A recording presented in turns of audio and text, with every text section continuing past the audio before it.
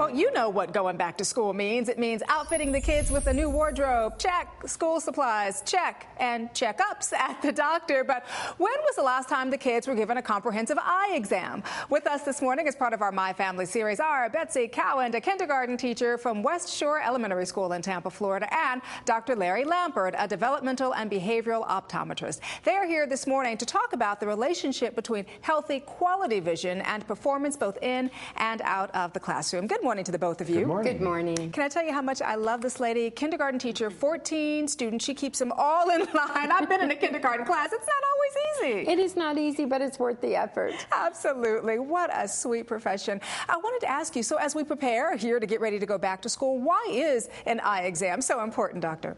Well, 80% of learning comes through the visual system.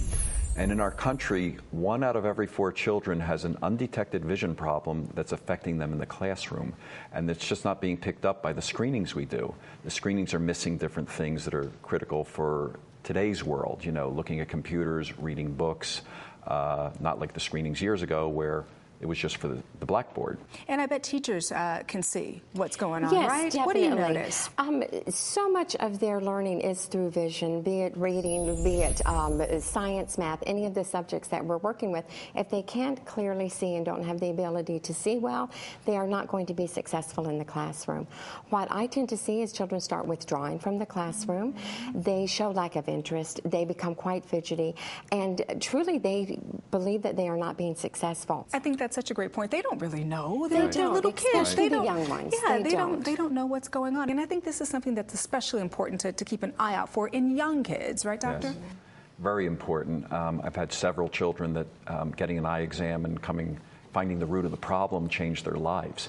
You know, I had one girl who was forced to sit on a stool in the back of the classroom because maybe then she would pay attention. And she was farsighted, which means she could not hold her focus with her eyes. And through a pair of glasses, she was able to do that.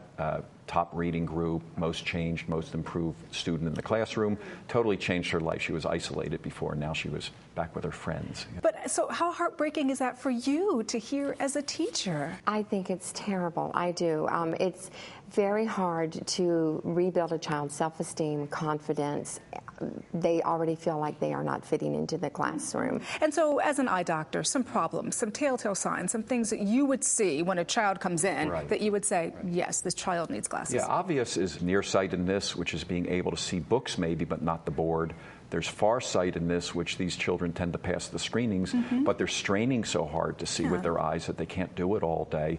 And there's eye coordination problems that are usually never picked up by the screenings, where what we have to do with our eyes to keep them aligned to read and look at computers is difficult for a lot of children. And one of the telltale symptoms I see there is that they will skip or substitute small words. And these are words that they know. You know, if you saw them on a 3x5 card, you know, by themselves, they would know the word. But once they have to navigate through the paragraph, they tend to skip over them and will substitute or miss. So look for that in your children and definitely get them examined. And then so the best form of correction that you would recommend for little kids? Well, I like lenses. I like transitions lenses. They block 100% of the UV light, which is important for children because children are more susceptible to UV light coming in through the front of the eye. The lens also is impact resistant and adapts to varying lighting conditions. So they can be inside the classroom, the lens will be perfectly clear, go outside to the playground, and they darken. And there's a lot of school systems that won't allow sunglasses in the school. I was going to ask about that. You know, in terms of the best choice for a child's lifestyle. But you say sunglasses, not so much. They're dark all the time. They stay the same shade. The child would have to take them off when they went into the classroom. And we don't know that all of them block 100% of UV. Sure. So, you know, as we wrap up here, Betsy, as a teacher in the classroom on the front line, what advice do you have for parents? What would you say, listen, this is what you should look for?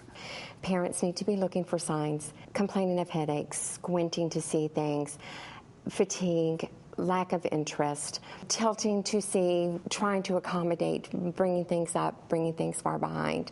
They really need to pay attention for those signs. They're all there to say that something is not right with how the child is seeing in their world. Thank you all so much for coming on the show and sharing this very useful information with us this morning. Thank you. Thank you. And to learn more about healthy quality vision for the whole family, including games and activities and signs your child actually might need an eye exam, go to ididn'tknowthat.com.